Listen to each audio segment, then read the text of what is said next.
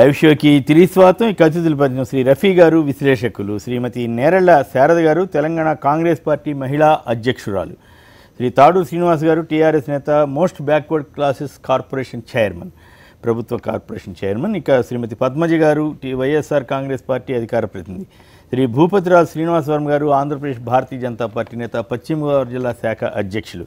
ఇక ఏపీలో రాష్ట్ర ప్రభుత్వం ఫైబర్ గ్రిడ్ పేరుతో చేస్తున్నటువంటి కుంభకోణంపై కథనాన్ని వచ్చింది. ఈ మీడియాని శాసించాలని, ఛానళ్ళు రాకుండా తనకి ఇష్టమైన వార్తలే ప్రసారం కావాలనే ఉద్దేశంతో ఈ రకమైనటువంటి 100 కోట్ల ఖర్చు పెట్టి ఫైబర్ గ్రిడ్ని ఏర్పాటు చేయడమే కాకుండా ఇప్పుడు సెటాప్ బాక్సులు 4,000 రూపాయలు తీసుకోవాలంటూ ప్రభుత్వ సంస్థలు వాటన్నిటికీ కూడా ఆటోమేటిక్గా వెళ్ళిపోయేటట్టుగా ప్రజలకు కూడా ఆ రకమైనటువంటి సెటాప్ బాక్సులు మార్చుకునే విధంగా ప్రయత్నాలు చేస్తున్నట్టుగా వార్తలు వచ్చాయి. ఇవి నిజంగా అసలు ప్రభుత్వాలు ఒక పక్క ప్రభుత్వం చేయాల్సిన పనులు చేయకుండా ప్రైవేట్ రంగానికి అప్పచెబుతున్నటువంటి రోజుల్లో ప్రైవేట్ రంగం చేస్తున్నటువంటి ఈ మీడియా వ్యవస్థ మీద కానీ, సమాచార వ్యవస్థ మీద కానీ పట్టు పెత్తనం సాధించుకోవాలని ఆంధ్రప్రదేశ్ ప్రభుత్వం చేస్తున్న తీరు సరైందేనా? కొన్ని ఛానళ్ళు ఇప్పటికే, ఇప్పుడు ఉదాహరణ నంద్యాల వంటి చోట వాళ్ళు శాసిస్తున్న విధంగా కొన్ని ఛానళ్ళు రాకుండా అక్కడ సిటీ కేబుల్ కానీ వారు కానీ రాజకీయ నాయకుల పెత్తనంలో సాగుతున్నటువంటి తరుణంలో ఇది ఒకవైపు కుంభకోణంగాను, మరోవైపు ఈ రకమైనటువంటి సమాచార వ్యవస్థపై పెత్తనం చేస్తున్నటువంటి తీరు ఈ సమాజానికి కానీ ప్రజాస్వామ్య వ్యవస్థకు కానీ మంచిదా అన్న చర్చ వస్తుంది. ముందుగా వైఎస్ఆర్ కాంగ్రెస్ పార్టీ అధికార ప్రతినిధి పద్మజ గారు మాట్లాడతారు. ముందుగా రాష్ట్ర ప్రజలందరికీ రాఖీ పౌర్ణమి శుభాకాంక్షలు. డెఫినెట్గా అన్నొస్తున్నాడు. ఇటువంటి కుట్రలు, కుతంత్రాలు, ప్రసార సాధనాల మీద కూడా చేయబోతున్నటువంటి దౌర్జన్యాల్ని ఖచ్చితంగా రక్షణ కల్పిస్తాడు. అమ్మలో ఉన్నటువంటి ఆ, నాన్నలో ఉన్నటువంటి నా కలిపిన ఆ బాంధవ్యానికి, అనురాగానికి ప్రతీక అయినటువంటి రక్షాబంధనం రోజున మరొక్కసారి నేను చెప్పదలుచుకున్నాను, ఈ రాష్ట్రంలో జరుగుతున్నటువంటి అధర్మ పాలనకి, అన్యాయమైనటువంటి పాలనకి, అవినీతి పాలనకి నవరత్నాలు తీసుకొని జగనన్న వస్తున్నాడు. మనందరికీ రక్షకుడుగా ఉంటాడని ఈ సందర్భంగా తెలియజేస్తూ మరొకసారి అందరికీ శుభాకాంక్షలు తెలియజేస్తున్నాను. దానికి మళ్ళొకసారి ఇక్కడ అవినీతి పాలన గురించి మాట్లాడితే ఈ ఏపీ సైబర్ నెట్ గురించి మాట్లాడుకోవాల్సిన అవసరం ఉంది. దాదాపు 600 వాగ్దానాలు చేసినటువంటి పెద్ద మనిషి ఈరోజు ఉప ఎన్నిక సందర్భంగా కూడా అడుగడుగున నంద్యాల ప్రజలు నిలదీస్తూ ఇచ్చిన వాగ్దానాలని, ఇచ్చిన హామీల్ని నిలబెట్టుకోలేదు, మాకు సమాధానం ఏం చెప్తారు అని మహిళలు, రైతులు, నిరుద్యోగ యువత, విద్యార్థులు నిలదీస్తున్నటువంటి పరిస్థితుల్లో ప్రాధాన్యత అంశాలకి, మౌలిక సదుపాయాలకి ఇంపార్టెన్స్ ఇవ్వకుండా ఇటువంటి ప్రచార సాధనాల గురించో లేదంటే వాళ్ళకి ఇష్టమైనటువంటి న్యూస్ని మాత్రమే ప్రజల మీద రుద్దే ప్రయత్నంగా చేస్తున్నటువంటి ఈ అంశం డెఫినెట్గా రాష్ట్ర ప్రజలు చీకొట్టడానికి ముందుకు వస్తున్నారు. ఎందుకంటే దాని వెనుకున్నటువంటి ఉద్దేశాలు ఏంటి, ఈ కాంటాక్ట్ని ఎవరికి కట్టబెట్టదలుచుకుంటున్నారు? 5 కోట్ల మంది అంటే ఏపీకి సంబంధించినటువంటి కుటుంబాల గురించి మాట్లాడుకుంటే ప్రతి ఇంట్లో ఈరోజు కనీస సౌకర్యాలు ఉన్నాయో లేదో, మరుగుదొడ్లు ఉన్నాయో లేదో తెలియదు, కానీ ప్రతి ఇంట్లో టీవీ అనేది మాత్రం కంపల్సరీ అయిపోయింది. ఎక్కడ జరుగుతున్నటువంటి అవినీతిని కూడా, మరీ ముఖ్యంగా జగనన్న ప్రతి నిమిషము ప్రజల ముందుకు తీసుకొస్తూ ప్రజా సమస్యల్ని, దుష్ట పరిపాలనని అడుగడికి ప్రజల గుండెల్లోకి ప్రత్యక్షంగా తీసుకెళ్తున్న దాంట్లో ఈ ప్రసార సాధనాలు అనేది చాలా ముఖ్యమైన అంశంగా మనం గుర్తించాల్సినటువంటి అవసరం ఉంది. కాబట్టి ఎప్పటికప్పుడు నిమిషాల్లో వీళ్ళు చేస్తున్నటువంటి మాటలు కానివ్వండి, వీళ్ళు చేస్తున్న దౌర్జన్యాలు కానివ్వండి, ప్రజల్ని తిరగబడుతున్నటువంటి సందర్భాన్ని కానీ దాన్ని అణిచివేత ధోరణిలో తీసుకురావాలనే నిర్ణయం, ఈ నిర్ణయం వెనకాల ఆ దురుద్దేశం మాత్రం ఖచ్చితంగా కనపడతా ఉంది. ఇప్పటికే కొన్ని బాకాలు ఊదే పచ్చ ఛానళ్ళు డెఫినెట్గా అవి సరిపోవట్లేదు. వాస్తవాలు చెప్పే ఛానళ్ళు కూడా ఇంకా రాష్ట్రంలో ఉన్నాయి కాబట్టి వాటిని కూడా అణిచివేత ధోరణిలో తీసుకొని వస్తే తప్ప వాళ్ళకి మనుగడకి, వాళ్ళ ఉనికికి ఆస్కారం లేదనే ఉద్దేశంతోనే డెఫినెట్గా చంద్రబాబు నాయుడు గారు ఈ ఆలోచన చేస్తున్నారు. ఎక్కువ కాలం లేదు, వాళ్ళు ఈవెన్ మద్యం లాంటి పాలసీలను కూడా మేము ఇంకా 5 ఏళ్ళు, మేము 2 ఏళ్ళ కన్నా ఎక్కువ కాలం లేనప్పటికీ కూడా 5 ఏళ్లకి వాళ్ళు ఇచ్చిన పాలసీలు, ఇటువంటి దౌర్జన్యాలు అన్ని ప్రజలు గమనిస్తున్నారు, జగనన్న గమనిస్తున్నారు. డెఫినెట్గా ఇటువంటివి సాగనివ్వము, నిలదీస్తాము, ప్రజల ముందుకు తీసుకెళ్తాము. ప్రజలకి వాస్తవాలు తెలియకుండా వీళ్ళ దౌర్జన్యాల్ని, వీళ్ళ ఆటవిక సామ్రాజ్యాన్ని ముందుకు నడిపించాలని చేసే ఒక ఎమర్జెన్సీ లాంటి పరిస్థితిని కల్పించాలనుకుంటే మాత్రం ప్రజలు తిరగబడతారు. ఆంధ్ర ప్రజలు చాలా విజ్ఞత కలిగిన వాళ్ళు. 2014 ఎలక్షన్స్ లో ప్రజల మీద దౌర్జన్యాలను లేదంటే తమ అక్రమ విధానాలను రుద్దాననుకున్న వాళ్ళకి ఎటువంటి తీర్పు ఇచ్చారో కాంగ్రెస్ పార్టీకి ఇంకా ప్రపంచం కానీ ఆ భారతదేశం కానీ మర్చిపోలేదు. ఖచ్చితంగా బంగాళాఖాతంలో కలిపే రోజు. నగేష్ గారు గుడివాడ నుంచి. నగేష్ గారు చెప్పండి, సమాచార వ్యవస్థపై పెత్తనం చేయాలన్నటువంటి ఏపీ ప్రభుత్వ అభిప్రాయం ప్రయత్నాలపై మీరు ఎట్లా స్పందిస్తారు? మీ టీవీ ఇంటూ మాట్లాడకూడదు దయచేసి. హలో, మాట్లాడండి సార్. అక్కడ ఉన్న పెద్దలందరికీ నమస్కారం సార్. నమస్కారం, మాట్లాడండి ప్లీజ్ సార్. ఇప్పుడు సమాచారం అనేది మనకందరికి తెలియాల్సిన విషయం ఉంది. అవును. మరి ఈ సమాచారం తెలుసుకుంటాకి బాగు వస్తాయి, అన్ని ఇంటర్నెట్ అన్ని మనకి అన్ని కల్పిస్తా ఉన్నారు. అవును. ఇట్లా పేదవాళ్ళందరికీ ఈ 4,000 4,500 ఎన్ని పెంచుకుంటా పోతే పేదవాళ్ళకి ఎలా సమాచారం వస్తుందండి? అవును. అంటే అసలు ఇప్పుడు ఉన్నదాన్ని తీయాల్సిన అవసరం ఉందా? తీసేసి కొత్తగా ప్రభుత్వం ఇచ్చేదాన్ని తీసుకోవాల్సిన అవసరం ఉందా? ప్రభుత్వానికి ఈ పనులు ముఖ్యమా, లేకపోతే ప్రజలకి సంబంధించిన పనులు ముఖ్యమా? ప్రజలకి కావాల్సిన పనులే ముఖ్యం అండి. కొత్త కొత్త మనకెందుకు, మాకెందుకు, ప్రజలకు, మా పేదవాళ్ళకి మాకెందుకు ఇవన్నీ? ఓకే. సో ఇవన్నీ కొత్తగా సెటాప్ బాక్సులు కొనుక్కోమని చెబుతా ఉంది గవర్నమెంట్. ఇప్పుడు గవర్నమెంట్ ఆఫీసులు ఇవన్నీ వాళ్ళ కంట్రోల్లో ఉంటాయి కాబట్టి వాళ్ళందరికీ అంటగడతారు ఆ సెటాప్ బాక్సులు. సో తద్వారా వాళ్ళ వ్యాపారం అంతా నడుస్తూ ఉంటుంది. తర్వాత జనంలోకి తీసుకెళ్లాలని వాళ్ళ ప్రయత్నం. శ్రీనివాస్ గారు, మీరు ఎట్లా చూస్తున్నారు ఈ వ్యవహారాన్ని? అంటే ఇప్పుడు కూడా టెక్నాలజీ ప్రజలకు ఉపయోగపడే విధంగా కొంత తక్కువ ఖర్చుతో ఇంకా నాణ్యత పెంచే విధంగా ఉండేటటువంటి ఆలోచనలు చేయాలి. మరి ఈ సెటప్ బాక్స్ల వల్ల ప్రజలకు ఉపయోగమా, ప్రభుత్వానికి ఉపయోగమా, పాలకులకు ఉపయోగమా, కాంట్రాక్టర్లకు ఉపయోగమా, ఇదంతా చూస్తే మరి ప్రజలకు సెటప్ బాక్స్ వల్ల అంటే ఏమొస్తుందో అనేది ముందు తెలియాలి. సో అది చెప్పాలి ప్రభుత్వాలు కూడా. ఇగో ఈ సెటప్ బాక్స్ మొత్తం రాష్ట్ర వ్యాప్తంగా ఫైబర్ గ్రిడ్ వేశారు. అంటే కరెంట్ స్తంభాలు, ఒకప్పుడు కరెంట్ స్తంభాలు ముట్టుకుంటే ఊరుకోమన్న ప్రభుత్వాలు ఉండే. ఇప్పుడు మొత్తం ప్రభుత్వమే ఖర్చు పెట్టి 400 కోట్లు ఖర్చు పెట్టి వాళ్ళ సమాచార వ్యవస్థ మీద కంట్రోల్ కోసం ఈ తంటాలు పడతా ఉన్నారు. జనరల్గా ఆనాడు నేను తెలుగుదేశంలో పనిచేసేటప్పుడు కూడా ఎన్టీ రామారావు గారి కింద వారేమో సంక్షేమం వైపు ఆలోచనలు ఉండేవి. చంద్రబాబు నాయుడు గారేమో కొంత కమర్షియల్ టచ్ ఉండేది. కమర్షియల్ టచ్ పాలిటిక్స్లో కూడా అంటే ఓట్లు ఏం చేస్తే ఎట్లా రాలుతాయి అనే విధంగా ఉండేది. మరి దీని సెటప్ బాక్స్ల వల్ల ఓట్లు రాలే విధానమా లేకపోతే నోట్లు రాలే విధానమా అనేది వారు ఆలోచించుకోవాల్సినటువంటి అవసరం ఉంటుంది. సెటప్ బాక్స్లు అనేది నేను ఇంతకుముందు అన్నట్టుగా అంటే డొమెస్టిక్ కనెక్షన్స్కి ఏ రకంగా ఉపయోగం, ప్రజలకు ఏ రకంగా ఉపయోగం అనేది కూడా మనం చెప్పి చేస్తే మరి దాని మీద ఆలోచన. అప్పుడు చైనా మీటర్లు కూడా చంద్రబాబు నాయుడు కాలంలో హెలికాప్టర్ లాగా గిర్రున తిరుగుతున్నాయి చైనా మీటర్లు, అంటే ప్రభుత్వాలు పడిపోయినాయి. సో మళ్ళీ అటువంటి విధానాలకు పోకుండా మరి ప్రజల్ని మెప్పించే విధంగా ముందుకు పోతే బాగుంటుందేమో అని ఆలోచన. మిసిసిపి నుంచి కిరణ్ గారు మీరేమంటారు చెప్పండి, సమాచార వ్యవస్థపై ప్రభుత్వ పెత్తనం అవసరమా? నమస్కారం కేసీఆర్ గారు, అక్కడ ఉన్న వాళ్ళందరికీ నమస్కారం. నా ఉద్దేశంలో అయితే ఇది పూర్తిగా ప్రైవేటీకరణ చేసే ఉద్దేశంలో ప్రైవేటీకరణ చేసేసి ఎవరికి వాళ్ళకి నచ్చినట్టుగా వాళ్ళ సిద్ధాంతాలను రుద్దే ప్రయత్నమే తప్ప ఇంకోటి ఇంకేం కాదండి. ఇంకొకటి విషయం ఏంటంటే ప్రైవేటీకరణే అనేద్దామండి, అది ప్రైవేటీకరణే. అది అంటే ప్రభుత్వం తద్వారా వాళ్ళకి నచ్చిన ప్రైవేట్ వ్యక్తులు ప్రైవేటీకరణ, ఇంకా ప్రభుత్వీకరణ అని అంటూనే అదే వాళ్ళ హిడెన్ ఎజెండాని అమలు పరిచే మాస్ మీడియా సోప్ బాక్స్ లాగా వాడుకుందాం అనేది వాళ్ళ ఉద్దేశం. కానీ ఈ డౌన్లోడ్ స్పీడ్స్ అయినా అప్లింకింగ్ అయినా వాళ్ళు కరెక్ట్ గా చేయలేరు. దానికి తగ్గ టెక్నాలజీ మన దగ్గర లేదు. దానికి మళ్ళీ బోల్డ్ అన్ని మెలికలు పెట్టి డబ్బులు అని అంటున్నారండి. సెటప్ బాక్సులు కొనడానికి మళ్ళీ ఈఎంఐలు అంతా తడిచినప్పుడే అక్కడికే వస్తుంది. కాబట్టి నా ఉద్దేశంలో ఇది మంచి పద్ధతి కాదు. ఓకే, ధన్యవాదాలు రఫీ. Thank you sir. ఇప్పుడు ఆంధ్రప్రదేశ్ ప్రభుత్వం రాష్ట్రంలో చేయవలసినటువంటి పనులు చాలా ఉన్నాయి. టైం అయితే 2 సంవత్సరాల కంటే ఎక్కువ లేదు, 2 సంవత్సరాల లోపలనే ఉంది. సిగ్నల్ లైట్లు ఎలక్క యాక్సిడెంట్లు జరుగుతున్నాయి. చాలా చోట్ల ట్రాఫిక్ నియంత్రణ లేదు. అలాంటి పనుల మీద కాన్సన్ట్రేషన్ చేయకుండా ఈరోజు ఈ సెటప్ బాక్సులు పెట్టి ఏదో ఎంపీకో లేకపోతే వాళ్ళకి సంబంధించినటువంటి కంపెనీకి ఉపయోగపడేటువంటి చర్యని ప్రజల మీద రుద్దాలని చెప్పి ప్రభుత్వం చేయటం అనేది చాలా తీవ్రంగా వ్యతిరేకించవలసిన అంశం. అయితే ఇవాళ సెల్ ఫోన్ వచ్చిన తర్వాత, అది స్మార్ట్ ఫోను తర్వాత 4Gకి వెళ్ళిన తర్వాత కొన్ని కంపెనీలు నెలకి 100-110 రూపాయలకే 24 hours 365 days నెట్ ఇచ్చేటువంటి పరిస్థితుల్లో ఇవాళ అందరి చేతుల్లో నెట్ అనేది చాలా ఉంది.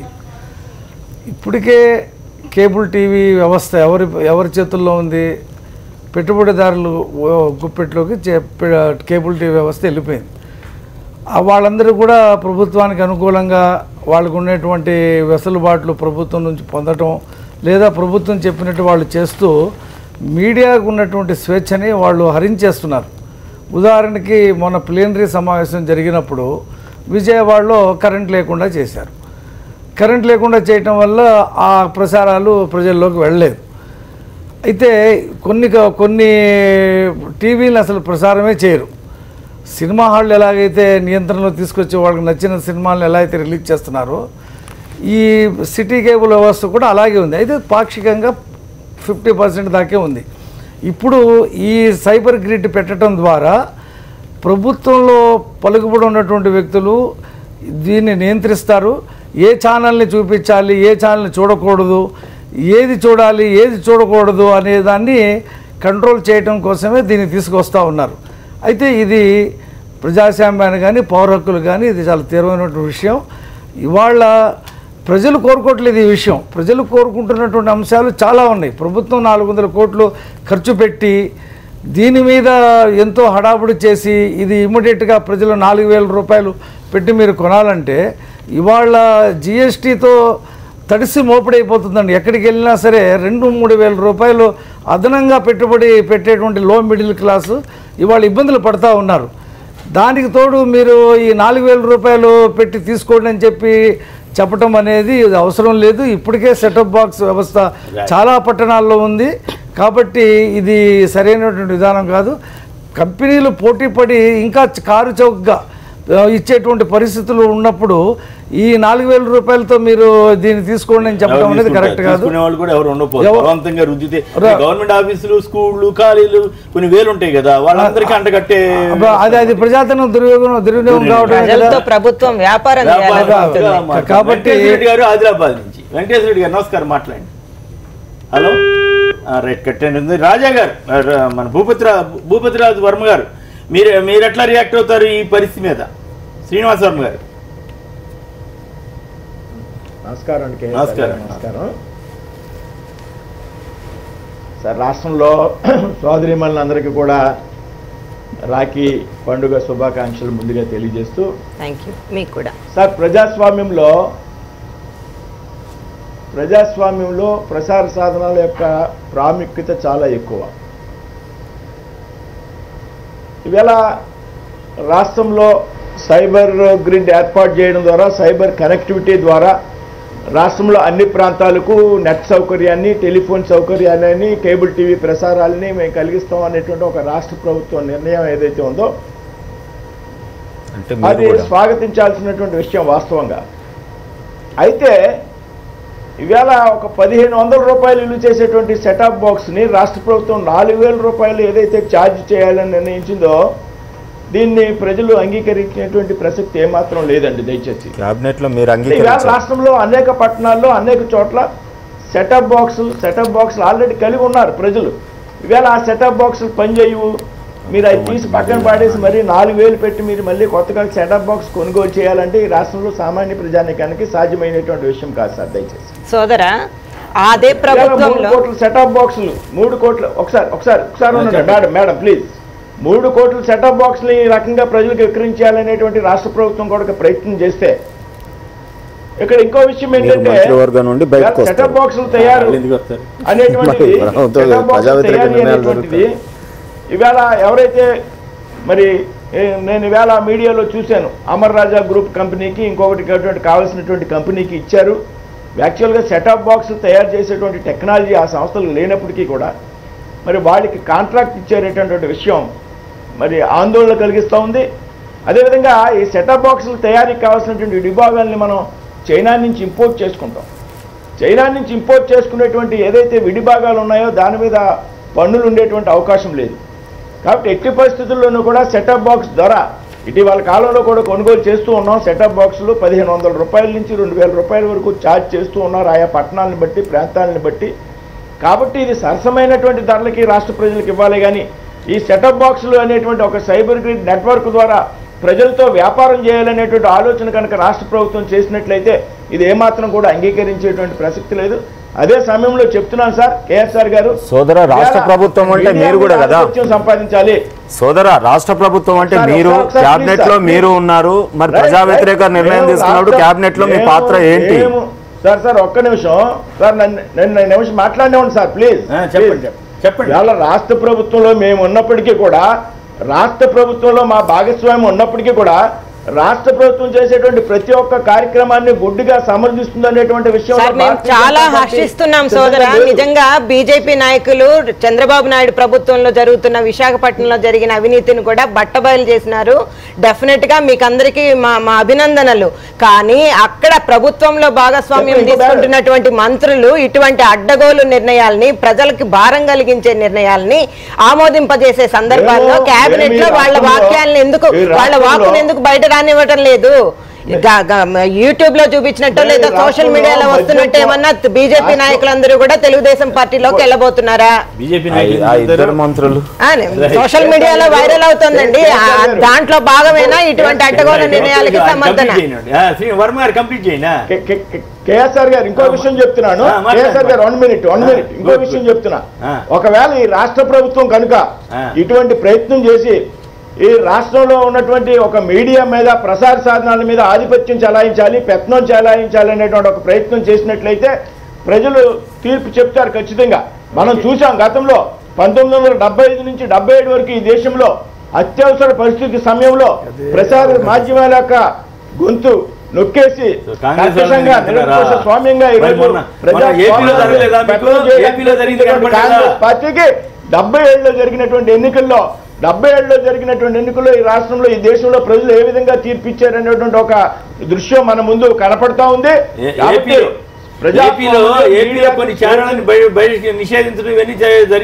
ఇప్పుడు నంద్యాలలో కూడా కొన్ని సాక్షి ప్రసారాలను కానివ్వట్లేదు.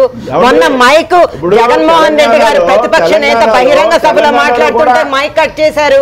ఇవన్నీ మీ దృష్టికి వచ్చినప్పుడు మీరు చాలా నాయకులు, బీజేపీ నాయకులు మీడియా ముందుకు వచ్చినప్పుడు చాలా సంస్కారయుతంగా ప్రజల తరపున మాట్లాడుతున్నారు, మేము హర్షిస్తున్నాం. కానీ కేబినెట్ లో ఉన్నటువంటి మంత్రులు నోరెత్తడం లేదు. దాని వెనుకున్నటువంటి అంచనాలేంటి? మేడం ఎవరు? ఒక్క నిమిషం. పామర్ నుంచి అభిరామ్ గారు ఒక లైన్ లో ఉన్నారు. అభిరామ్ గారు నమస్కారం, మాట్లాడండి. సార్ నమస్కారం సార్. నమస్తే, చెప్పండి. నా సభ్యులందరికీ నమస్కారం సార్. గుడ్, మాట్లాడండి సార్. ఇప్పుడు సెటప్ బాక్స్ రేట్ 1000 రూపాయలు సార్. Okay, okay. దాన్ని ఈ లోకల్ ఏం చేస్తారంటే 1500 చేసింది సార్, 500 లాభంగా చేసుకున్నారు. ఓకే. దానిలో ఏదో ఎక్స్ట్రా కాంపౌండింగ్ పెట్టి దానిలో ఏదో ఐసింగ్ పెట్టేసి 4000 అంటే సార్ 1000 రూపాయలు అంటే 3000 రూపాయలు లాభం సార్ దాని మీద. ఓకే, కాదు అసలు అవసరమా ప్రభుత్వానికి ఇవన్నీ కూడా? ఈ పనులు సమాచార వ్యవస్థని పెత్తనం చేయాలనే ఆలోచన అవసరమా అనేది నా ప్రశ్న. అది వేస్ట్ సార్. అది ప్రజలు ఏదో బతుకుతున్నారు, బతికే దాంతో మళ్ళీ గవర్నమెంట్ జోక్యం చేసుకో. ఆడ రామకృష్ణారెడ్డి గారు మంగళగిరి వైసీపీ శాసనసభ్యులు వారి లైన్లో ఉన్నారు. రామకృష్ణారెడ్డి గారు నమస్కారం, చెప్పండి మీరు ఎట్లా రియాక్ట్ అవుతున్నారు? సార్ అందరికీ నమస్కారం సార్. మరి మనందరూ తెలుసుకోవాల్సింది ఏంటంటే 1500, 4500, 5000 రూపాయలు అనేది కాదండి. వాస్తవానికి ప్రభుత్వాలు ఇట్లా ప్రసారానికి సంబంధించినటువంటి టీవీలు నడపడానికి హక్కే లేదు, వీలే లేదు అంటూ గతంలోనే కోర్టు తీర్పులు ఉన్నాయి సార్. అందుకనే మనం గమనించాలి, దూరదర్శన్ కూడా అది స్వతంత్ర ప్రతిపత్తి కలిగినటువంటి బాడీతో నడపడుతుందండి ప్రసార భారతి. అంటే ప్రభుత్వాల చేతిలో ప్రసార మాధ్యమాలు ఉండకూడదు అని చెప్పేసి చాలా స్పష్టంగా చట్టాలు చెబుతా ఉన్నాయండి. అంతేకాదు గతంలో తమిళనాడు ప్రభుత్వంలో ఒక కేసు నడిచిందండి. జయలలిత గారు అరసు టీవీ అని చెప్పేసి మేము పెడతాము అని చెప్పి చెబితే పెట్టడానికి వీల్లేదని చెప్పేసి ట్రాయ్ రెగ్యులేట్ సార్. ఆ ట్రాయ్ వాళ్ళు చేస్తే హైకోర్టులో ట్రాయ్ గెలిచిందండి. అప్పుడు తమిళనాడు ప్రభుత్వం మళ్ళా తిరిగి సుప్రీంకోర్టు దగ్గర పెండింగ్ లో ఉందండి ప్రస్తుతం ఆ కేసు. అంటే ప్రభుత్వాలు ఎట్టి పరిస్థితుల్లో నడపడానికి వీలు లేదని చెప్పి చాలా స్పష్టంగా తీర్పులు ఉన్నా చట్టాలు ఉన్నా కూడా చంద్రబాబు నాయుడు గారు కావాలని చెప్పేసి ప్రభుత్వంలోనే ఏపీ ఫైబర్ నెట్ అనే ఒక ప్రైవేటు కంపెనీని, అంటే ప్రభుత్వానికి సంబంధించినటువంటి అటానమస్ బాడీ కలిగినటువంటి ఒక కంపెనీని పెట్టి దానికి అంటే ఏ ప్రభుత్వం ఏ కంపెనీ పెట్టినా కూడా గవర్నర్ గారు దానికి బాధ్యత వహించాలండి. గవర్నర్ గారు ప్లస్ ఐఏఎస్ అధికారులు దాంట్లో బోర్డు సభ్యులుగా ఉంటారు. వీళ్ళందరితోటి కూడా 2015వ సంవత్సరం చివరిలోనే ఆయన ఈ కంపెనీని స్థాపించి తన మనుషుల కోసము తన కోసము దీన్ని పెట్టడం జరిగిందంటే దీనికి సంబంధించి నేను న్యాయ పోరాటానికి చేయడానికి సన్నిద్ధం అవుతా ఉంటే సుమారు 1500 జీవోలని కాన్ఫిడెన్షియల్ లో ఏ విధంగా చంద్రబాబు నాయుడు ప్రభుత్వం పెట్టిందో వాటిలో కూడా వీటికి సంబంధించిన కొన్ని జీవోలను బయటకు రానివ్వకుండా తొక్కి పెట్టారండి. ఇది పూర్తిగా సుజనా చౌదరి గారు, నారా లోకేష్ గారు వీళ్ళిద్దరూ కూడా కలిసి నడుపుతున్నటువంటి పెద్ద స్కామ్ అండి. అతి త్వరలోనే నేను న్యాయ పోరాటం చేయబోతా ఉన్నానండి. చాలా స్పష్టంగా ప్రజలు తెలుసుకోవాల్సింది ఏంటంటే ఏ ప్రభుత్వం అయినా కూడా ప్రసార మాధ్యమాలని నడిపే హక్కు భారతదేశంలో లేదండి. అయితే ఇక్కడ మీరు చాలా న్యాయ పోరాటాల స్పెషలిస్ట్ అయిపోయారు, మీ అన్నింటినీ చేయగలుగుతున్నారంటే మిమ్మల్ని అభినందించాలి, మీ ధైర్యాన్ని మెచ్చుకోవాలి. మీకేం ఇబ్బందులు రావట్లేదా? సార్ అవన్నీ మామూలే సార్. కాబట్టి ఇదే సార్ ఇప్పుడు ఇందాక వర్మ గారు చెప్తా ఉన్నారు, అసలు వీళ్ళు ఏం చేయబోతా ఉన్నారంటే ఛానల్స్ ఏమో రిలీజ్ చేస్తారు, ఇష్టమైనటువంటి ఛానల్ ఏమో ఆర్టిస్ట్, అది మరీ ప్రమాదం. ఇలాంటివి చేస్తారనే చట్టాలు ఉన్నాయండి. ట్రాయ్ ఉంది సార్, అసలు ట్రాయ్ రూల్స్ అండ్ రెగ్యులేషన్స్ ఉన్నాయి. వీటిని ప్రశ్నించాలి మనము. దాని రేటు 4,500 పెట్టాడా 6,000 పెట్టాడా అని ప్రభుత్వం వస్తుంది. ఆ ప్రభుత్వం తన చేతిలో తీసుకుంటది, మళ్ళా ఎల్లుండి ఇంకో ప్రభుత్వం వస్తుంది తన చేతిలో తీసుకుంటది. అందుకనే ఇది ప్రభుత్వ పరం కాకూడదు, ప్రైవేటు కంపెనీలే వీటిని నడపాలి చాలా స్పష్టంగా చట్టాలు చెబుతా ఉంటాయి సార్. ఇవన్నీ కూడా ప్రజలకు తెలియనివ్వట్ల ప్రభుత్వాలు. ఓకే, బాగా చెప్పారు. వర్మ గారు మీరు మాట్లాడతారా రామకృష్ణారెడ్డి గారితో? సార్ ఇప్పుడు రామకృష్ణారెడ్డి గారు చెప్పినట్టుగా, మన ఎమ్మెల్యే రామకృష్ణారెడ్డి గారు చెప్పినట్టుగా గతంలో ఏదైతే దూరదర్శన్ కానీ ఆకాశవాణి ఇవన్నీ ఉన్నాయో ప్రభుత్వం యొక్క నియంత్రణలో పనిచేసేటువంటి ఒక ఆలోచనతో ఒక స్వతంత్ర ప్రతిపత్తి కలిగినటువంటి ప్రసార భారతి బోర్డుని ఏర్పాటు చేయడం, కాన్స్టిట్యూషనల్ బాడీని ప్రభుత్వం చూపించారని వెంటనే ఆయన బదిలీ కూడా చేయించేశారు, అక్కడి నుంచి తీశారు. పేరుకే ప్రసార భారతి ప్రభుత్వం యొక్క పెత్తనం చేయాలని ఆలోచించో చేయడం జరిగింది సార్. ఇప్పుడు నేను ఇక్కడ ఆంధ్రప్రదేశ్ లో జరిగేటువంటి విషయంలో కేఎస్ఆర్ గారు నేను ఒక విషయం చెప్పండి కంప్లీట్ చేయండి. ఇప్పుడు నేను ఒక విషయం చెప్తున్నాను. ఆంధ్రప్రదేశ్ ఈవేళ రాష్ట్ర ప్రభుత్వం యొక్క ఇన్వాల్వ్మెంట్ కేవలం ఈ సైబర్ నెట్వర్క్ గ్రిడ్కి ద్వారా కనెక్టివిటీ ఇవ్వడం వరకే పరిమితం అవుతుందా? రేపొద్దున్న భవిష్యత్ కాలంలో ఏదైతే ప్రసారాల విషయంలో కూడా పెత్తనం చలాయించాలని ప్రయత్నం చేస్తోందా అనేటువంటి విషయాన్ని మనం ఆలోచన చేయాలి సార్. ఇక్కడ రెండు పరిస్థితుల్లో తీసుకోవాలి.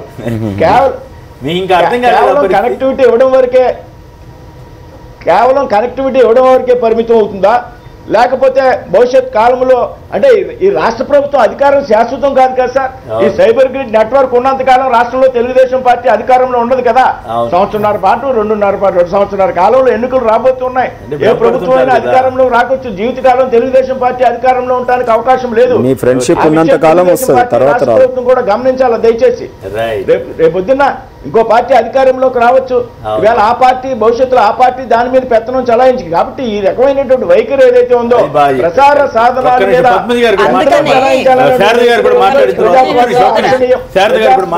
అసహనీయం కాదనేటువంటి విషయాన్ని స్పష్టంగా చెప్తున్నా. ముందుగా రాష్ట్రంలో ఉన్నటువంటి ప్రజలందరికీ రాఖీ శుభాకాంక్షలు తెలియజేస్తున్నాను. అంతేకాకుండా సోదరులందరికీ నేను చేతులెత్తి మీకు ఒకటే వినయించుకుంటున్నాను ఏంటంటే, ఈ రాష్ట్రంలో ఉన్నటువంటి ఆడపడుచులందరినీ మీ తోబొట్టులుగా భావించి వారి రక్షణ కోసం మీరు నిలబడాల్సినటువంటి అవసరం ఉన్నది.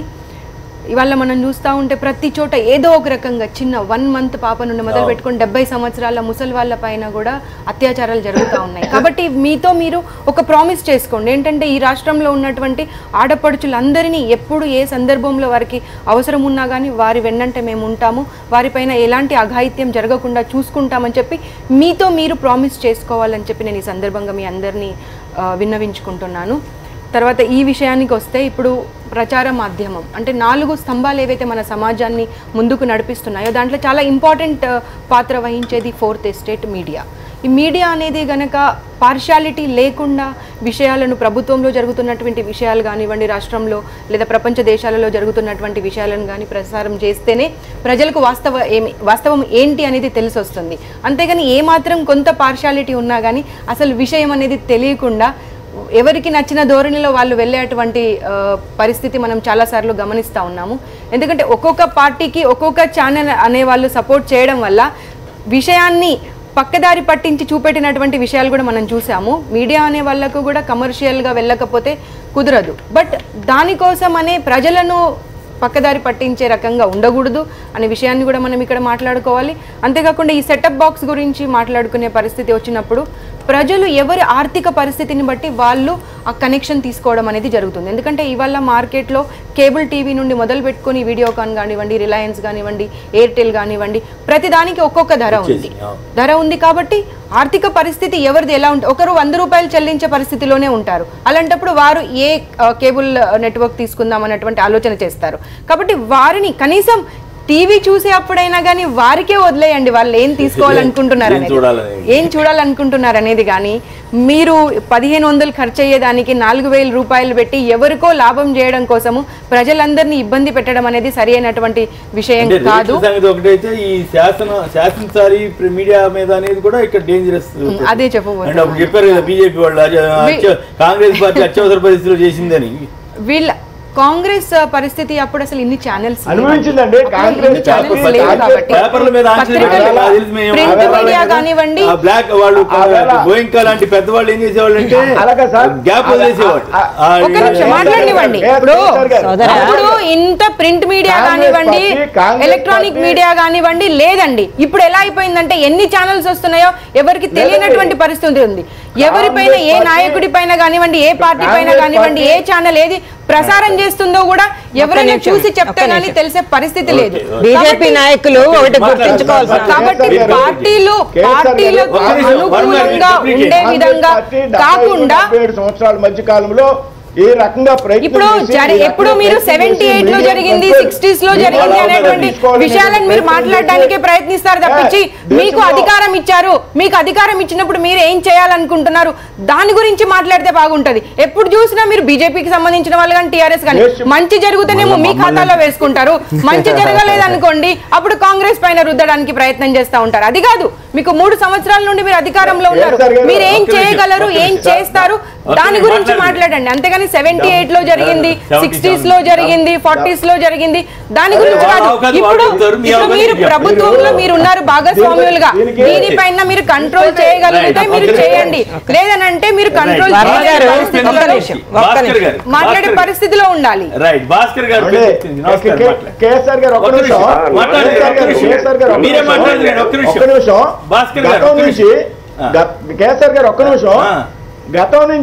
గతం నుంచి మనం గుణపాఠాలు నేర్చుకోవాలా? ఆ గుణపాఠాలు నేర్చుకొని తప్పిదాలు అవే చేస్తున్నారు కదా మళ్ళీ మీరు. మధ్యలో ఈ రాష్ట్రంలో కాంగ్రెస్ పార్టీ ఈ విధమైనటువంటి ప్రయత్నం చేసింది. దేశంలో ఉన్నటువంటి మీడియా సంస్థల మీద నిషేధం విధించి దేశంలో ఉన్నటువంటి సీనియర్ జర్నలిస్ట్ అధికారంలో మీరు ఉన్నారండి. మోడీ భజన ఎవరు చేస్తున్నారు ఇవాళ? ఏ మీడియాకు మీరు కాపాడుకుంటారో అదే మీడియా వల్ల మోడీ భజన చేస్తారు. సోషల్ మీడియా కానివ్వండి, ఎలక్ట్రానిక్ మీడియాలో కానివ్వండి, దాని గురించి మాట్లాడండి. ప్రజలు తీర్పిచ్చారు. ఈ విధమైనటువంటి ప్రయత్నానికి ఈ రోజు రాష్ట్రంలో 2019లో కూడా ప్రజలు తీర్పిస్తారు ఖచ్చితంగా. కరెక్టేనండి. మోడీ గారి గురించి, బీజేపీ గురించి వాస్తవాలను బయట పెట్టినప్పుడు ఎన్డీటీవీని కానివ్వండి, ఇంకో కొన్ని ఇతరత్ర ఛానల్స్ ని మీరు ఎందుకు బ్యాన్ చేశారు ఒక రోజంతా? దాని గురించి మాట్లాడండి. మరొక ప్రశ్న, మీరు ఎమర్జెన్సీని గుర్తు చేశారు. మీరు ఎమర్జెన్సీ, కాంగ్రెస్ పాలనలో ఉన్న ఎమర్జెన్సీని గుర్తు చేశారు. నిజమే, ఈ రోజు ముఖ్యమంత్రి గారు పబ్లిక్ మీటింగ్స్ లో జనం మీద ఎలాంటి మాటలు మాట్లాడుతున్నారు? నాకు ఓటేయకపోతే మీకు రేషన్ ఇవ్వను, నా రోడ్ల మీద నడవకూడదు, మీరు మీకు పెన్షన్స్ ఇవ్వను అని మాట్లాడుతున్నారు. దీన్ని ఏ విధమైనటువంటి ఎమర్జెన్సీగా తీసుకోవాల్సిన అవసరం ఉంది? సార్, అది ఎమర్జెన్సీ కాలాన్ని ఈ రోజు గుర్తు పెడుతున్నారు. భాస్కర్ గారు పెందుర్తి, నమస్కారం అండి, మాట్లాడండి. నమస్తే కుమలేన్ గారు, చెప్పండి. మీడియా మీద ప్రభుత్వ పెత్తనం అవసరమా? తప్పకుండా అవసరం లేదండి. ఎందుకంటే ప్రభుత్వాలు ప్రజలతోటి వ్యాపార ధోరణిలో ప్రవర్తించకూడదు. Point number 1. దీనికి మనకి రెగ్యులేటర్ ట్రాయ్ అనేది ఉంది. అనేకమైన ప్రైవేట్ సంస్థలు కూడా ఈ మధ్య వచ్చి డిటిహెచ్ లో మంచి క్వాలిటీ ఉండే ప్రసారాలు ఏంటంటే తక్కువ ధరలుగా ఇస్తున్నాయి. ఆ విధంగా తీసుకున్నట్లయితే పెద్దలు చెప్పినట్టుగా 1500 లోపే సెట్ ఆఫ్ బాక్స్ అన్ని వస్తున్నాయి. కాబట్టి ఎక్స్ట్రా ఏదైతే తీసుకున్నారో దీంట్లో ఏంటంటే నిజాలు మనం వెలికి తీయవలసిన అవసరం ఉంది. మంచి చర్చ పెట్టారు మీరు, ధన్యవాదాలు. అలాగే ఒకటే తీసుకుందాం, ఈ 15వ తేదీ ఆగస్టు నుంచి ఫర్ ఎగ్జాంపుల్ రియలైజ్ తీసుకున్న జియో ఏదైతే ఉందో వాళ్ళు 1500 బేస్ మోడల్ 4G సేవలతోటి అనేకమైన సినిమాలు కానీ లేదంటే వీటిని ప్రసారాలు కానీ లేదంటే సాంకేతిక అభివృద్ధి చెందిన దీంట్లోని అన్ని 4G సేవలు కానీ న్యూస్ కానీ అన్ని ఫ్రీగా వస్తున్నప్పుడు ఒక ప్రభుత్వం చాలా తక్కువగా ప్రజలకు ఏంటంటే అనేకమైన సేవలు ఇవ్వాలనుకునే ఉద్దేశం ఏంటంటే అందజేయవలసిన సమయంలో 4000 5,000 తీసుకుందామంటే public don't think that they are poor. Okay right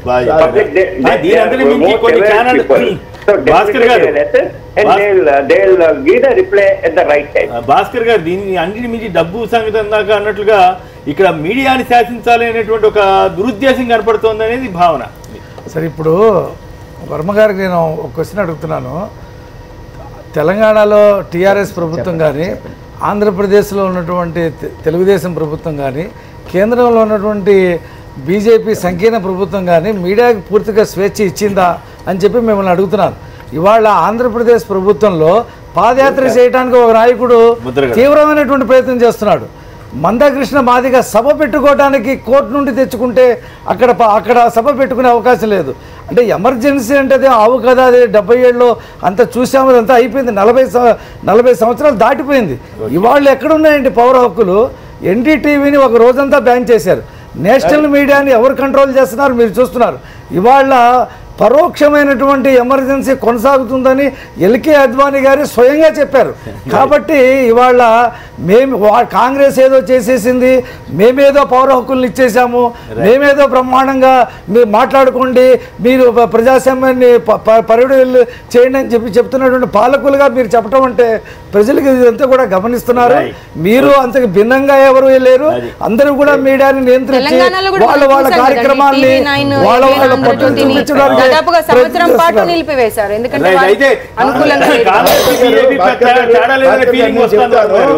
నేను చెప్తాను ఈ రాష్ట్రంలో తెలంగాణలో చాలా కాలం పాటు 2 ఛానల్స్ మీద నిషేధం విధించినటువంటి నిషేధించారు సార్. అది ప్రభుత్వం చేసిందా, కేబుల్ నెట్వర్క్ వాళ్ళు చేస్తారా, ప్రజలు చేస్తారా, వ్యవస్థ ద్వారా ప్రభుత్వం చేస్తారా? ఎక్కడైనా ఆ కేబుల్ నెట్వర్క్ వాళ్ళు చేసుకున్నారు. వాళ్ళు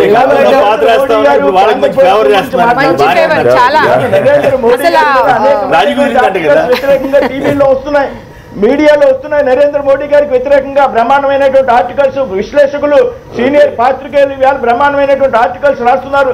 మీడియాలో మోడీ గారికి వ్యతిరేకంగా ఎంత స్వేచ్ఛ ఉంటే మాట్లాడుతున్నాం ఈ రోజు. కేంద్ర ప్రభుత్వం వీటిలో కూడా చర్చ జరుగుతుందంటే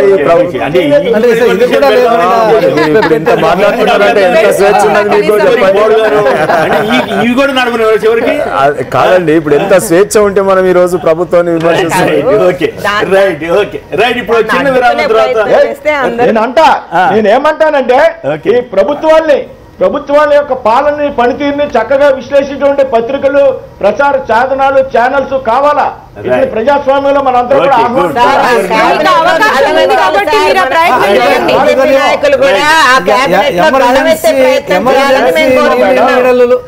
ఎమర్జెన్సీ లేకుండా పరిపాలన చేయమని తెలంగాణలో 2 ఛానల్స్ నిషేధించినటువంటి టీఆర్ఎస్ పార్టీ నిషేధిస్తుందా సార్? మీరు భలే ఉన్నారు, ఏం తెలియకుండా మాట్లాడతారు. TRS party నిషేధిస్తుందా? పార్టీ ప్రభుత్వం చేతిలో ఉండదండి, అది కేబుల్ నెట్వర్క్ వాళ్ళు నిషేధించారు. అనుమతించకపోతే బీజేపీ వాళ్ళు నోరు తెలంగాణలో ఉన్నటువంటి ఎమ్మెల్సీల మీద ప్రభుత్వం ఒత్తిడి తెచ్చి 2 ఛానల్స్ యొక్క ప్రసాదాలను నిషేధించింది. పాదయాత్ర గురించి కూడా మీ అభిప్రాయం చెప్తే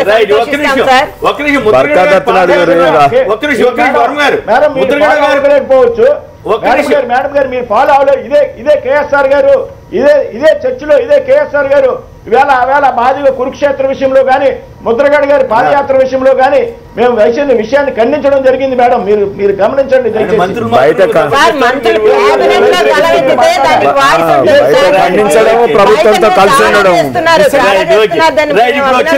తర్వాత తెలుగుదేశం పార్టీ ఒక సలహా ఇస్తుంది టీఆర్ఎస్ వారికి, కేంద్రంపై నిరసనలు చెప్పండి, కేంద్రానికి మద్దతు ఇవ్వమాకండి తెలుగుదేశం పార్టీ సలహా ఇస్తుంది బీజేపీకి వ్యతిరేకంగా. మరి అందుకు జీఎస్టీ విషయంలో కేసీఆర్ 2 ధోరణి అనుసరిస్తున్నారని కూడా తెలుగుదేశం కాంగ్రెస్ పార్టీలు విమర్శిస్తున్నాయి. దీనిపై చర్చలో ఇక కాంగ్రెస్ టీడీపీలు ఇచ్చిన సలహాని టీఆర్ఎస్ పాటిస్తుందా, బీజేపీకి వ్యతిరేకంగా యుద్ధానికి సన్నద్ధమవుతుందా, లేదా ఇంకేం చేస్తుంది? మరి న్యాయ పోరాటానికి సిద్ధమవుతున్న కేసీఆర్ గారి వైఖరి ఎట్లా ఉంటుంది? రేవంత్ రెడ్డి గారు చాలా స్పష్టంగా బీజేపీకి వ్యతిరేకంగా పోరాడమని చెబుతున్నారు, మద్దతు ఇవ్వద్దని చెబుతున్నారు, నిరసనలు తెలపమంటున్నారు, ఢిల్లీ వెళ్ళి కూడా నిరసనలు తెలపమంటున్నారు. మరి ఏపీలో కూడా తెలుగుదేశం పార్టీ అదే వైఖరి అవలంబిస్తుందా, లేక తెలంగాణకు మాత్రమే తెలుగుదేశం పార్టీ సలహా ఇస్తుందా? కాంగ్రెస్ పార్టీ వాళ్ళ వైఖరి ఏంటి? శారద గారు మీరేమంటారు? కేసీఆర్ గారి మాట పూటకో మాట మనం చూస్తా ఉన్నాం. ఎందుకంటే జిఎస్టీ పైన మాట్లాడినప్పుడు వారి ఆర్థిక మంత్రి గారు ఇచ్చిన స్టేట్మెంట్ వేరుగా ఉంది, 3,000 కోట్ల నష్టం అన్నారు. కేటీఆర్ గారు ఢిల్లీ వెళ్లి మీటింగ్ లో పాల్గొన్నప్పుడు 14,000 కోట్ల నష్టం అన్నారు. అంతేకాకుండా జిఎస్టీ కోసమే అత్యవసరంగా సమావేశం ఏర్పాటు చేసి మిగతా పార్టీలను మాట్లాడనివ్వకుండా కేవలం టీఆర్ఎస్ వాళ్ళే అందరూ కూర్చొని జిఎస్టీని పాస్ చేసి పంపించడం జరిగింది. నిజంగా జిఎస్టీలో ఉన్నటువంటి లోపాలు అప్పుడు కనబడలేదా వీళ్లకు? అంటే నష్టం జరుగుతుంది అని తెలిసినా కానీ అప్పుడు ఎందుకు కామ్గా ఊరుకున్నారని రాష్ట్ర ప్రజలందరూ ఇవాళ ప్రశ్నిస్తున్నారు. అంతేకాకుండా రాష్ట్రపతి ఎన్నికలప్పుడు కానివ్వండి, వైస్ ప్రెసిడెంట్ ఎన్నికలప్పుడు కానివ్వండి, పెద్దలు మనకు మీరా కుమార్ గారు తెలంగాణను ఇచ్చినటువంటి మాట మనందరికీ తెలిసిందే. ఆవిడకి ఎందుకు వీరు సపోర్ట్ చేయలేదు? మరి అంటే ఎందుకు చెప్తున్నానంటే లేదు చెప్తున్నాను, జిఎస్టీ గురించి కానివ్వండి, ప్రధాన ప్రెసిడెంట్ ఎలక్షన్స్ కానివ్వండి, ఒకదానికి ఒకటి అన్ని ముడిపడి ఉన్నాయి కాబట్టి మాట్లాడాల్సినటువంటి అవసరం ఉన్నది మనకు. మొన్న మీరా కుమారా, ఓరా కుమారా అని చాలా తగ్గించి కూడా మాట్లాడారు. పూటకో మాట అంటున్నారు అన్నాను కాబట్టి ఇవన్నీ చెప్పడానికి అంటే అవసరం ఉంది కాబట్టి చెప్తా ఉన్నాను. ముందుగా ముఖ్యమంత్రి నిజంగా దీని వల్ల లాభమా నష్టం అనేది కన్క్లూజన్ కి ముందు రండి. ఎందుకంటే డిమానిటైజేషన్ గురించి మీరు ఇలాగే రోజుకొక స్టేట్మెంట్ ఇచ్చారు, ఇప్పుడు జిఎస్టీ గురించి అలాగే స్టేట్మెంట్ ఇస్తున్నారు. అంతేకాకుండా జిఎస్టీ వల్ల ఓన్లీ మీరు ఈ గ్రానైట్ ఇండస్ట్రీ వీటి అన్నింటికి 12% దాని గురించి మాట్లాడుతున్నారు తప్పించి మామూలు జిఎస్టీ పరిధిలోకి రాలేదో వాళ్ళందరూ ఇబ్బంది పడుతున్నారు, వారి గురించి కూడా మాట్లాడట్లేరు. అంతేకాకుండా రైతుల వల్ల చాలా ఇబ్బంది పడుతున్నారు. మీరు బ్యాంకులలో వేస్తానన్నటువంటి డబ్బు జమగాక దాని గురించి మాట్లాడండి. ఇవన్నీ మాట్లాడకుండా జిఎస్టీ గురించి ఇప్పుడు ఏదైతే లేదు రాలేదు రాక చాలా ఇబ్బందుల పాలవుతున్నారు. కాబట్టి మేము అనేది ఒకటే, ఒక్కసారి ఏమో అమిత్ షా చెడ్డవాడు అంటారు, మోడీ మంచివాడు అంటారు. పార్టీకి సంబంధించినటువంటి పార్టీ అధ్యక్షుడిని ఒకలాగా మాట్లాడతారు, ప్రధానమంత్రిని ఒక అంటే లోపల మీరు లోపాయికారి ఒప్పందం ఏమన్నా ఉందా మోడీ గారితో? మోడీ గారి దగ్గరికి అపాయింట్మెంట్ ఉన్నప్పుడు లోపలికి వెళ్ళేటప్పుడు ఒక రకంగా వెళ్తారు కేసీఆర్ గారు, బయటకు వచ్చినప్పుడు ఒక రకంగా ఉంటారు. ఏంటి మీరు చూడండి, మీరు డిమానిటైజేషన్ తర్వాత నేను వెళ్ళి నిలదీస్తాను, నేను మాట్లాడతాను చెప్పడం కాదు, స్టేట్మెంట్ ఇచ్చి వెళ్ళారు. వెళ్ళిన తర్వాత గంట సేపు ఆయనతో సమావేశం అయిన తర్వాత బయటకు వచ్చి డిమానిటైజేషన్ చాలా మంచి పథకం అని చెప్పి మాట మాట్లాడారు. సో కాబట్టి మీరు ఒక్క స్టాండ్ తీసుకొని ఆ స్టాండ్ పై నిలబడండి. డాక్టర్ దుర్గా ప్రసాద్ గారు లైన్ లో ఉన్నారు. దుర్గా ప్రసాద్ గారు నమస్కారం, మాట్లాడండి. సార్ నమస్కారం. సార్ అక్కడ ఉన్న పెద్దలందరికీ నమస్కారం. మాట్లాడండి. ఇది సమస్య సెట్ టాప్ బాక్స్ గురించి చెబుతున్నారు సార్. ఇది ఒక 1,500 రూపాయలు ఖరీదు చేసే బాక్స్ ని ఓవర్ నైట్ 4,000 రూపాయలుగా చేసి దాన్ని మళ్ళీ ఏదో సైబర్ నెట్ కనెక్షన్ చేసి దీని అంతరార్థం ఏమిటో మరి వారే చెప్పాలి తప్ప మనం చెప్పగలిగే పరిస్థితి కాదు. రెండోది మీరు మరో మాట ప్రస్తావించారు, ఏమిటంటే అమర్ రాజా వాళ్ళకి దీన్ని మనం అందిస్తున్నాం అంటే ఈ సెట్ టాప్ బాక్సులది అందించారని మీరు చెప్పారు సార్. ఈ సందర్భంగా క్షేత్రస్థాయిలో కష్టపడిన వాడిగా నేను ఒక మాట చెప్పదలుచుకున్నాను సార్. తిరుపతిలో నేను కాలేజీలో పనిచేస్తున్నప్పుడు యూనిక్ కార్డుల సర్వే అని తెలుగుదేశం ప్రభుత్వమే ప్రవేశపెట్టింది. ప్రతి ఇంటికి వెళ్లి ప్రతి వాళ్ళని సర్వే చేసే పద్ధతిలో మమ్మల్ని కూడా మాకు డ్యూటీలు అసైన్ చేసి ఎక్కడైతే ఈ అమర్ రాజా బ్యాటరీస్ ఉందో ఆ మండలంలో నేను పనిచేశాను సార్. ఆ కరకంబాడిలో నేను పనిచేశాను. అక్కడ మాకు 30-40 మంది స్టూడెంట్లను ఇచ్చేసి వాళ్ళ భోజన సదుపాయాలు అన్ని కూడా మా బాధ్యత కింద చేశారు సార్.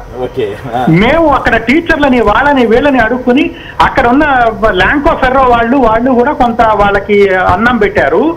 ఇదే అమర్ రాజా వాళ్ళు ఆ ఏరియాలో జరుగుతున్న ఒక మంచి కార్యక్రమం, ఇది పార్టీకి అతీతంగా అనుకున్నాం. పోనీ అలా అనుకున్నప్పుడు కనీసం భోజనం పెట్టకుండా మేము కాంగ్రెస్ వాళ్ళం మేందుకు ఇస్తామని చెప్పి మాట్లాడిన వాళ్ళు సార్ వీళ్ళు. అక్కడ నేను వేరే టీ కొట్టు దగ్గర అడుక్కుని అన్నం పెట్టి ఇచ్చాను సార్. నేను స్థాయిలో కష్టపడినవాడిని నేను. అలాంటి వాళ్ళు ఈ రోజున తెలుగుదేశంలోకి ఫిరాయించి కాంట్రాక్ట్లు కూడా అందిపుచ్చుకుంటున్నారంటే దీన్ని ఏమని మనం వ్యాఖ్యానించాలా?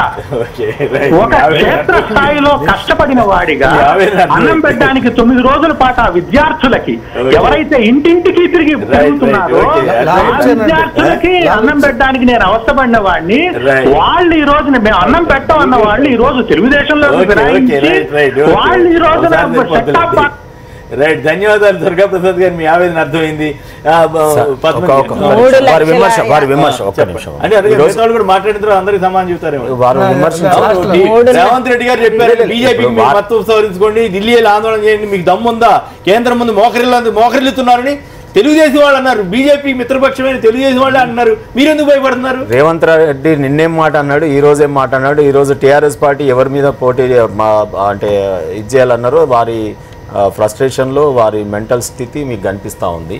ఆయన కాంగ్రెస్ పార్టీతో జతగడతాం, రాబోయే కాలంలో టీఆర్ఎస్ మీద పోటీ చేస్తే అంటాడు.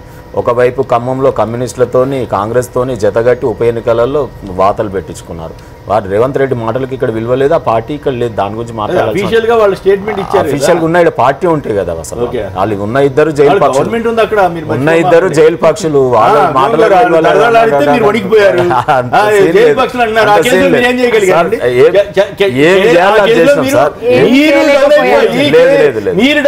కేసీఆర్ భయపడే వాళ్ళైతే ఈ రోజు తెలంగాణ తెచ్చేవాళ్ళ కేసీఆర్ గారికి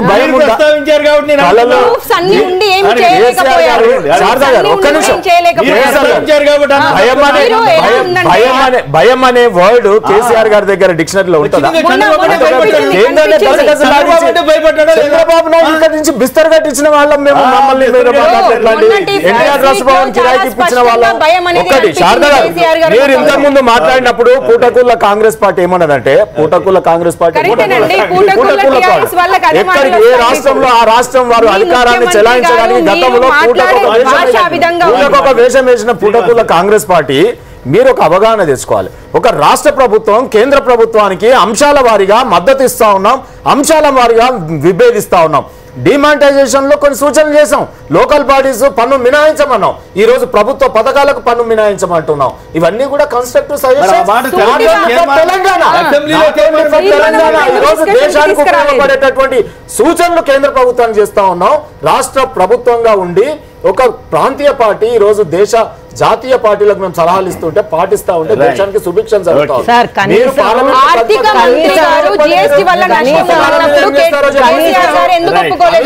విభేదించమంటే చేనేత పరిశ్రమ మీద పడుతున్నటువంటి భారాన్ని గురించి తీసేశారు కదా, దాని మీద ప్రతిపక్ష పార్టీ చేసినంత కృషి తెలుగుదేశం పార్టీ చేయలేదు కదా.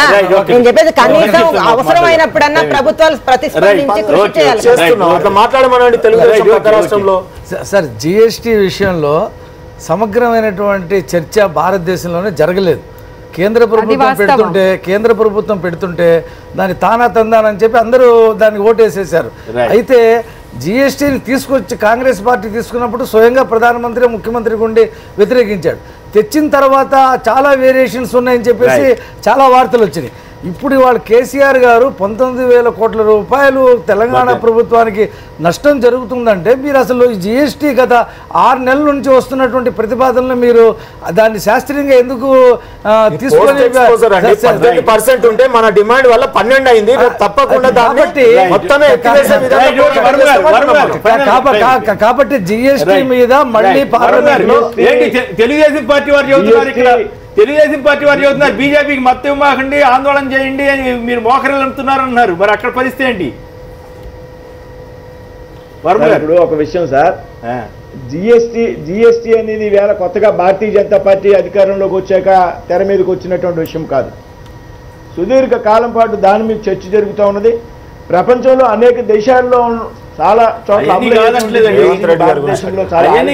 రేవంత్ రెడ్డి గారు మీకు గవర్నమెంట్ కి విత్డ్రా చేసుకోమంటున్నారు ఒప్పుకుంటారా రేవంత్ రెడ్డి గారు ఈ బీజేపీని దిక్కుమాల పార్టీగా మారిందని ఆయన బాధపడుతున్నట్టుగా ఉంది ఆయన ఏమంటాడు కేంద్రానికి ఎందుకు మోకరిల్లుతున్నారు అడుగుతున్నాడు టీడీపీ నాయకులు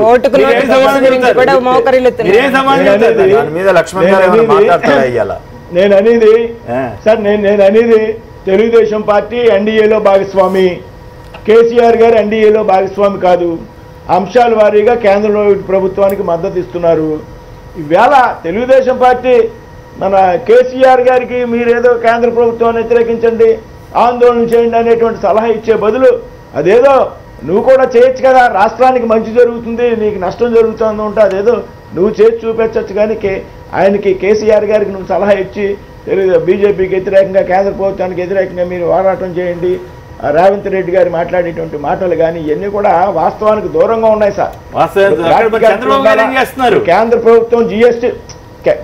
కేంద్ర ప్రభుత్వం జిఎస్టీగా అమల్లోకి తెచ్చినటువంటి సమయంలోనే జిఎస్టీ వల్ల రాష్ట్రాలకి ఏదైతే నష్టం జరుగుతుందో ఆ నష్టాన్ని 5 సంవత్సరాలు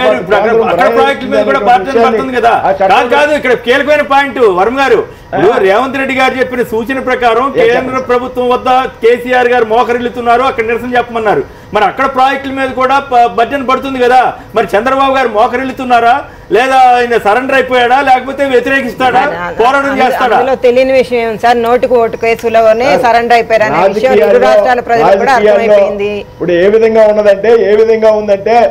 విధంగా ఉందంటే ఒక నిమిషం మేడం రాజకీయాల్లో ఒకరికొకరు మోకరిల్లేటువంటి పరిస్థితి ఉండదు ఇవాళ తెలుగుదేశం పార్టీ కూడా కొంత విజ్ఞతతో వ్యవహరించాలా ఇవాళ కేసీఆర్ గారు అయినా కేంద్ర ప్రభుత్వానికి మద్దతు ఇస్తే కేసీఆర్ గారు కేంద్ర ప్రభుత్వానికి మోకరిల్లారు లేకపోతే జగన్ గారికి అపాయింట్మెంట్ ఇస్తే ఒక రాష్ట్రంలో అసెంబ్లీలో ప్రతిపక్ష నాయకుడిగా ఉన్నటువంటి నాయకుడికి ప్రధానమంత్రి అపాయింట్మెంట్ ఇస్తే భారతీయ జనతా పార్టీతో జగన్ గారితో కుమ్మక్క అయిపోయింది మోడీ గారిని విమర్శించడం అమిత్ షా గారిని విమర్శించడం ఇదే ప్రజాస్వామ్యంలో